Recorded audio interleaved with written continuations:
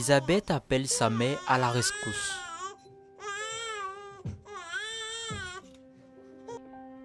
Âgée de 34 ans, Jacqueline Nguesson se retrouve avec 4 nouveau-nés.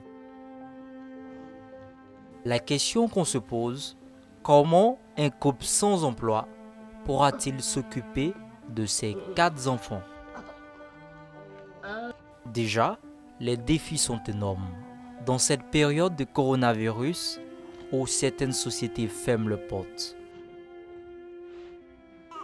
les visites sont restreintes. Cela pourrait plonger la famille dans une situation très critique. Selon eux, chaque jour suffit sa peine. Ils espèrent en la bienveillance des bonnes volontés. On n'est pas à la maison. Les enfants n'ont pas matelas. Tout le monde n'a pas matelas. On n'a pas moustiqué. On n'a rien sur nous. Donc, je veux qu'il n'y ait pas quelqu'un pour m'aider aussi. Je veux qu'il n'y ait pas avoir au moins 2 personnes pour m'aider pour surveiller les enfants. Et puis, mon mari aussi, s'il a eu un bon travail pour soutenir les enfants aussi, ça allait m'arranger. Et encore, si les enfants masquent, je peux avoir quelqu'un pour m'aider pour ouvrir mon salon. Leur souffrance ne reste pas muette. Ce matin, ils reçoivent la visite d'une ONG conduite par Umechuruba Nkechi. Alors que tant bien de femmes sont à la recherche d'enfants, pour ce jeune couple, les 4 nourrissons sont un véritable challenge. Chaque matin, le seul espoir de Maurice, c'est de recevoir un appel qui pourra changer la situation de sa famille.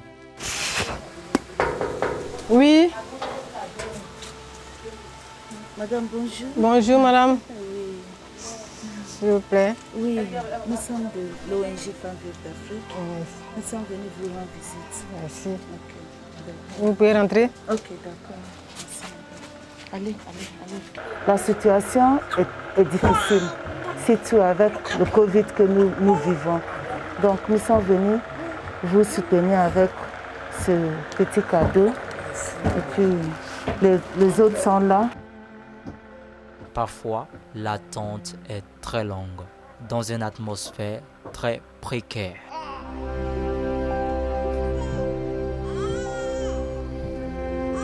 We are here today for the first time to come and visit them, to know the reality of what they are living, and also to call good people, good-hearted people that will help make the family to feel comfortable.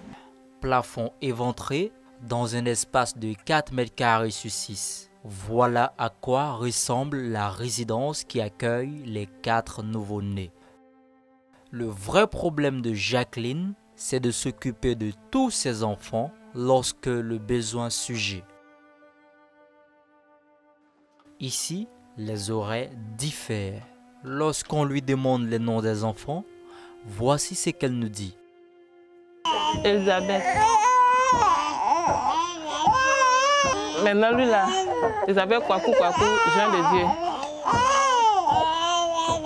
Là, elle s'appelle Kwaku Amina Marie Ben. Maintenant, lui là, il s'appelle Kwaku Kona Olivier.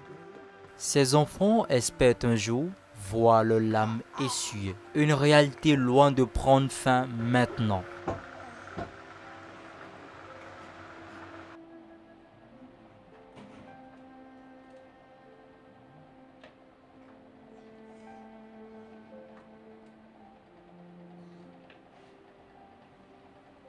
Je veux un travail pour que je puisse supporter mes enfants. C'est ça mon idée actuellement. Puis je n'ai pas une maison à dormir dedans. Pas une maison, ni rien comme moustiquaire, ni rien comme matelas. Tout, je dois à terre. Actuellement, même ma grand-sœur commence à me chasser. Après ce reportage, le couple a été expulsé de la maison. Pour raison, les pleurs des quadruplés dérangent. Selon la Banque mondiale, le taux de pauvreté en Côte d'Ivoire est estimé à 39,4%.